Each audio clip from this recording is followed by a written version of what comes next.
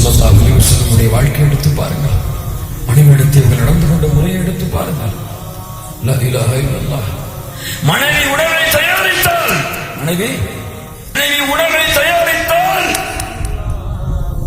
ஸல்லல்லாஹு அலைஹி வஸல்லம் புகழ்வார்கள்.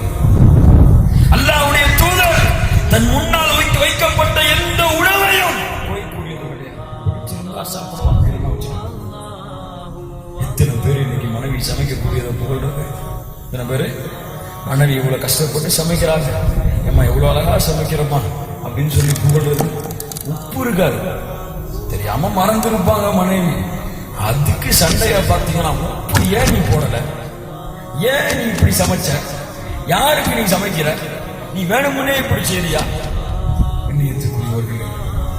மனைவியை கணவனை புகழ்ந்து, கணவன் மனைவியை புகழ்ந்து நம்முடைய வாழ்க்கை நிம்மதியான வாழ்க்கையாக இருக்க வேண்டும். நரக வாழ்க்கையாக பூமியிலே மாறிவிடக்கூடாது. இன்ஷா அல்லாஹ், இன்ஷா அல்லாஹ். அப்ப இன்னைக்கெல்லாம் போய் கணவன்மார்கள்லாம் புகழ்வீங்களா அவங்களுடைய உணவுகளை? இப்படித்தான் ஒரு சம்பவம் நடந்துச்சு. இப்படி தெரியுமா? இப்படித்தான் ஆலிம்சாவோட பயானை கேட்டு போய் வீட்டுல சமைச்சு வச்சிருந்தாங்க மனைவி. அவ்வளவு காலம் புகழவே இல்லை மனைவி.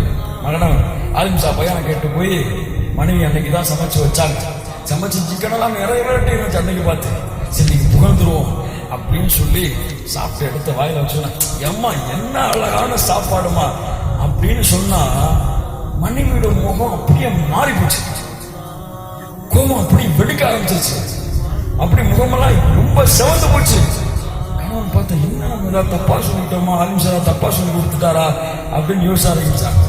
அப்பதான் மனைவி சொன்னாங்க, ஏங்க நான் இவ்வளவு காலம் நான் சமைச்சு போட்டேன், ஆனா நீங்க எதுவுமே சொல்லல.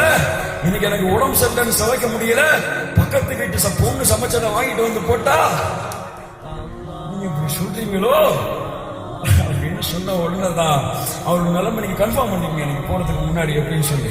அல்லாஹ் பாதுகாக்கணும். கண்ணியத்துக்குரியவர்கள், அல்லாஹ் உங்களுடைய முகங்களை சிரித்தவர்களாக மரணம் முறையாக்கி அருள் புரியட்டும். அல்லாஹ் ரப்புல் ஆலமீன் அருள் செய்வானார்.